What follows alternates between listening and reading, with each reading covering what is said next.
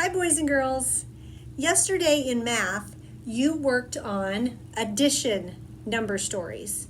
You had a story problem where you had to add some together, and we talked about how you can draw what's happening in the story problem to show your thinking, write your number sentence, and include your answer. There's the answer down there.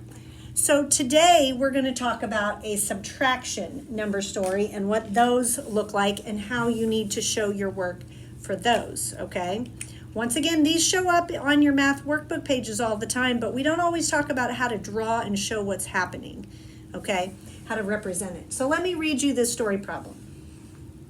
It says, I have 12 cookies.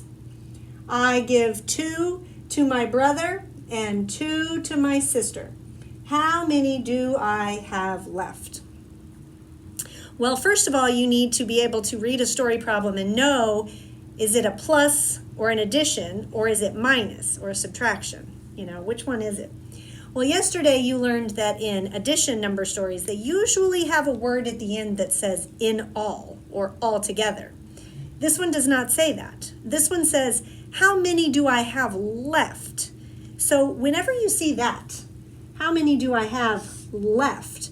That is usually a clue that it is a minus or a subtraction. So you would use the minus symbol for the subtraction problem, okay? Because you see the words, how many do I have left? And usually it talks about giving some away, giving some, or some just, they break or they pop or something. They swam away, anything that goes away. Or how many do you have left? Those are good keywords. Okay, I also need to look at the numbers that I'm talking about here. So at first I started with 12 cookies. I gave 2 to my sister, or my brother, and 2 to my sister. So I need to draw what's happening. So I definitely need to start by showing all 12 cookies. So cookies are round, and I'm doing quick sketches in math. 1, 2, 3, 4, 5, 6, 7, 8, 9, 10, 11, 12. Now, even though I'm doing quick sketches, do you notice how my circles are not touching each other? They're not overlapping, some are not gigantic and some teeny tiny. I need to have them be easy to see because I need to be able to tell how many there are. If I don't draw a good picture that shows how many there are, I might make a mistake in my counting and then get my answer totally wrong. So you do have to draw nice, but they don't have to be detailed.